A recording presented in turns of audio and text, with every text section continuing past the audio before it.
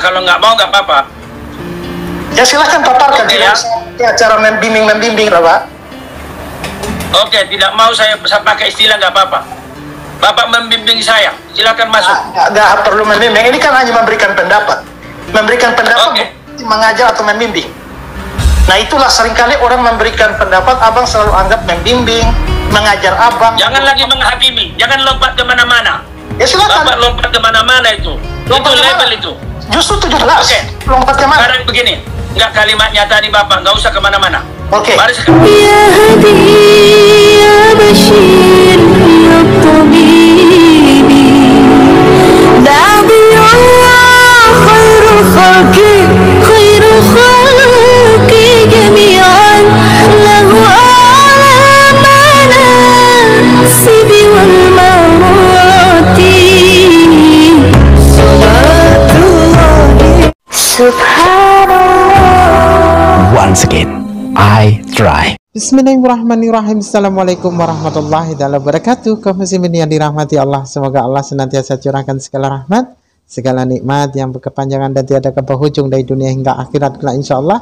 Dan Allah pun kumpulkan kita para kaum muslimin di bawah naungan aras Allah beserta para nabi, beserta para orang-orang yang Allah kasihi, Allah sayangi, Allah cintai insyaallah, di bawah naungan aras Allah kelak di mana tiada naungan selain daripada naungannya insyaallah. Amin amin Allahumma amin.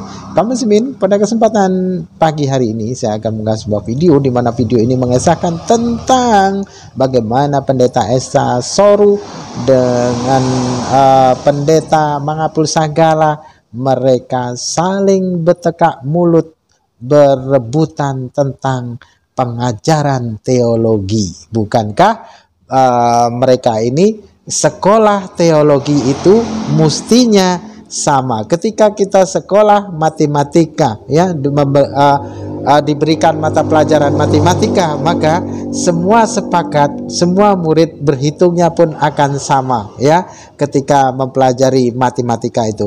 Namun berbeda halnya dengan teologi ini. Mengapa teologi dalam konsep keselamatan menurut kekristenan ini berbeda-beda, teologi satu dengan teologi yang lain?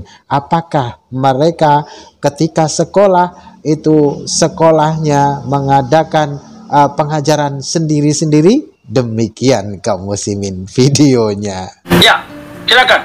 Ya, sayangnya saya baru habis mengajar dan baru lihat, sehingga saya dapat ekor belakangnya saja, tidak dengar apa yang menjadi tanggapannya Pak Mangapul. Jadi ya saya nggak bisa menanggapi materinya karena tidak tahu apa yang dibicarakan. Ya, tapi kalau saya boleh sarankan saja, Abang, sebenarnya diskusi ini sebenarnya bagus. Tapi kalau boleh saya sarankanlah bahwa kita ini hanya berbeda pandangan teologi yang tidak tergolong kepada kesesatan. Sehingga saya berbeda pandangan dengan Pak Mangapul dalam hal ini. Saya tidak pernah menganggap Pak Mangapul sebagai pengajar palsu atau nabi palsu lain sebagainya seperti yang orang-orang anti Tritunggal dan sebagainya. Dan saya juga berharap bahwa Pak Mangapul itu melihat orang-orang yang percaya kepada penebusan terbatas juga dengan cara yang sama, ya, dengan cara yang sama. Sehingga mohon untuk, karena Pak Mangapul ini live terus, nah saya melihat bahwa sejumlah entah follower Bapak atau bukan, pokoknya mereka selalu muncul di situ dan akhirnya menjudge dengan omongan-omongan yang bahkan sudah sampai pada menyebut kami itu sebagai serigala berburu domba dan lain sebagainya, yang sebenarnya terlampau jauh. Sebenarnya perbedaan-perbedaan ini ya wajar-wajar saja kita berbeda, tapi jangan sampai melibatkan pemikiran-pemikiran bahwa karena kita berbeda di sini artinya kita serigala berburu domba yang sedang menyesatkan orang. Ya, perbedaan doktrin yang bukan doktrin dasar iman Kristen dalam hal fondasi yang akhirnya membuat seorang dianggap sesat itu harus dijaga, sehingga jangan sampai perbedaan ini merusak. Apalagi saya melihat sepertinya sudah ada komentar-komentar misalnya terhadap Pak Budi Asali yang menyangkut masalah pribadi dan lain sebagainya. Kalau saran saya janganlah, ya, jangan sampai kepada masalah pribadi, cukup masalah pemahaman. Dan karena apa? Karena ya, Pak Esra, jadi langsung aja kepada pemahaman, jangan Jangan nasihat-nasihat seperti itu. Jadi apa nasihat? Apa pemahaman Bapak? Enggak, saya belum bisa memberikan pemahaman karena saya belum dengar apa yang Pak Mangapul tanggapi. Saya bilang saya hanya lihat di akhir, makanya saya hanya masuk memberikan saran saja. Oh, jadi gini Pak Esra, kalau sarannya seperti itu, kita tidak bisa memaksa pendengar kita untuk mengatakan apa-apa.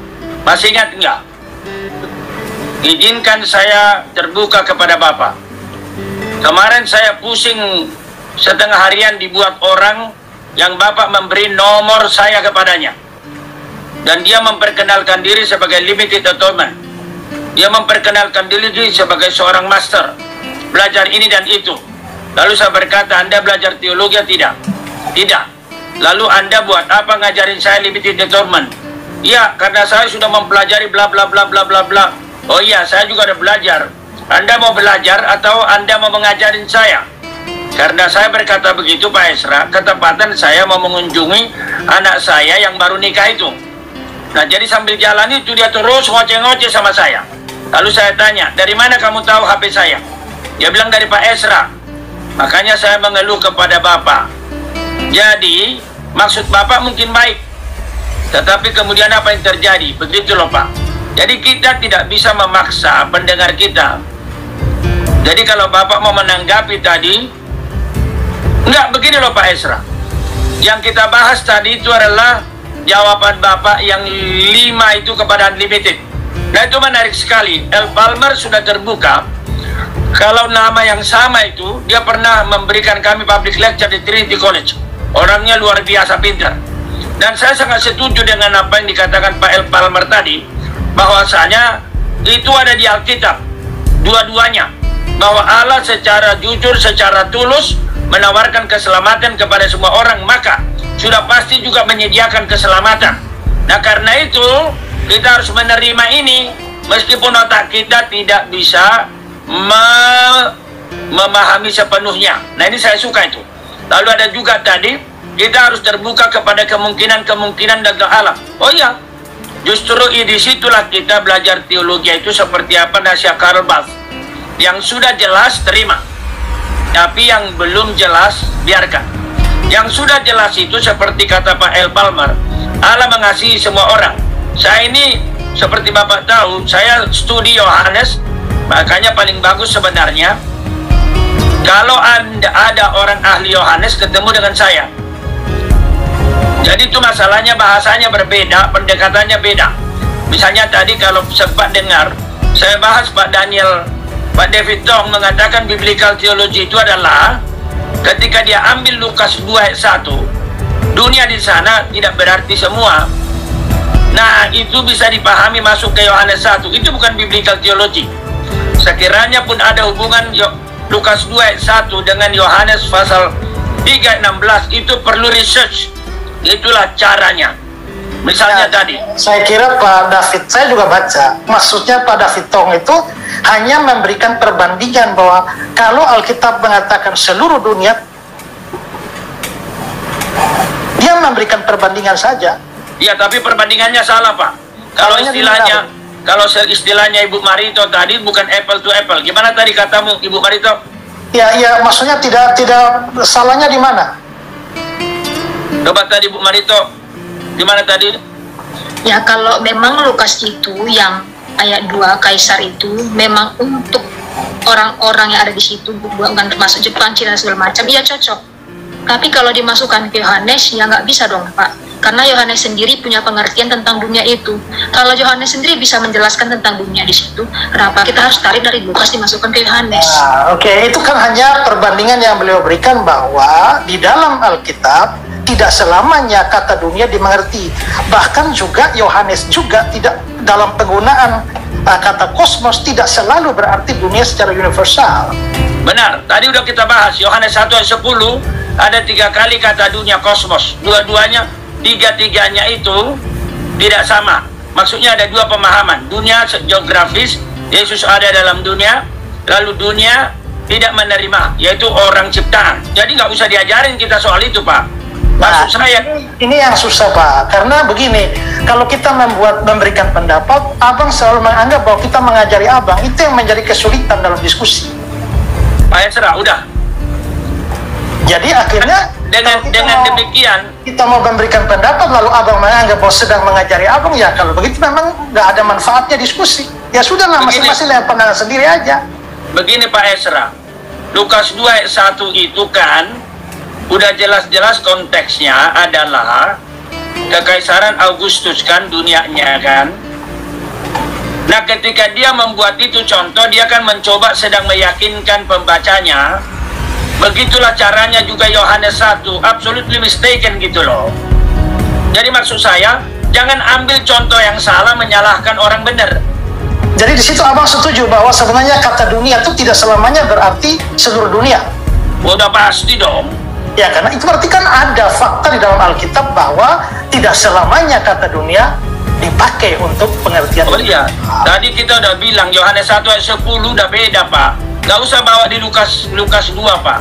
Yohanes 1 ayat 10, dunia di sana, ia tidak datang ke dalam dunia. Dunia di sana adalah dunia geografis, tetapi dunia tidak mengenalnya. Setiap orang yang mengenal, nah itu dia kosmos itu. Jadi di sana konteksnya sudah jelas Pak. Yesus datang ke dalam dunia, yaitu yang ciptanya. Lalu tetapi orang yang dimilikinya tidak menerimanya. Udah jelas. Tapi semua orang menerimanya, diberi kuasa jadi anak Allah. Jadi di sana dunia itu ada dunia ciptaan geografis di mana Yesus diam, ada dunia orang yang dicipta, dan orang yang dicipta itu ada dua kelompok, yang percaya menerima dan yang menolak tidak percaya. Nah, konteks itulah Yohanes 3 ayat 16. Jadi kalau Bapak mengatakan memang dunia tidak selamanya semua orang, iya.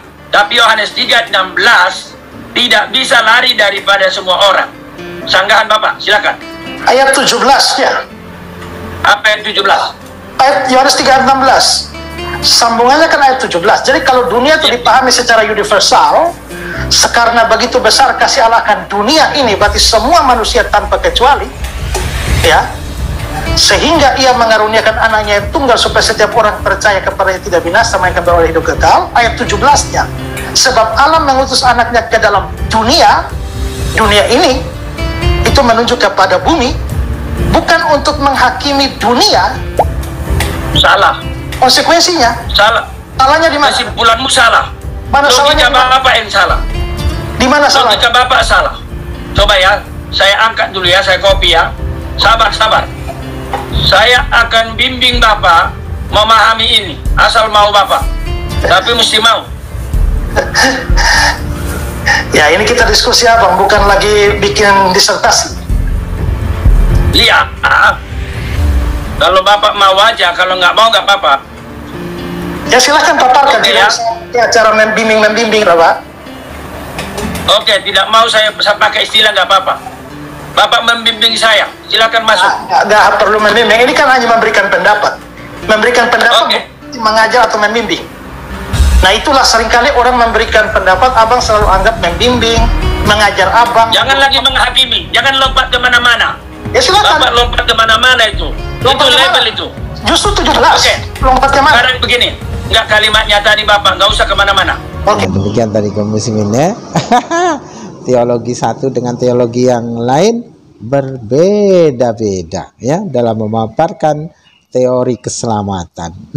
Apakah buku yang mereka pelajari itu berbeda-beda, dan apakah ketika mereka sekolah itu mempelajari teologi dari buku yang berbeda-beda sehingga konsep keselamatan di dalam kekristenan menurut para teologi ini pun berbeda-beda. Maka bersyukurlah kita di dalam Islam, karena di dalam Islam tidak ada kata teologi dan tidak ada kata ideologi, melainkan segalanya ilmu pasti berdasarkan informasi yang diberikan oleh Allah melalui para nabinya dan menjadi sebuah keselamatan pasti oleh karena bimbingan dari para nabi. Oke, demikian saja kaum muslimin yang dapat saya sampaikan. Saya akhiri video saya ini. Wassalamualaikum warahmatullahi wabarakatuh.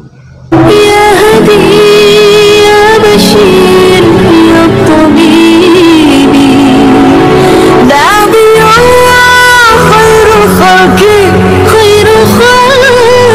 jami'an lahu alamana sibi wal marati salatullahi subhanallah. Once again, I try.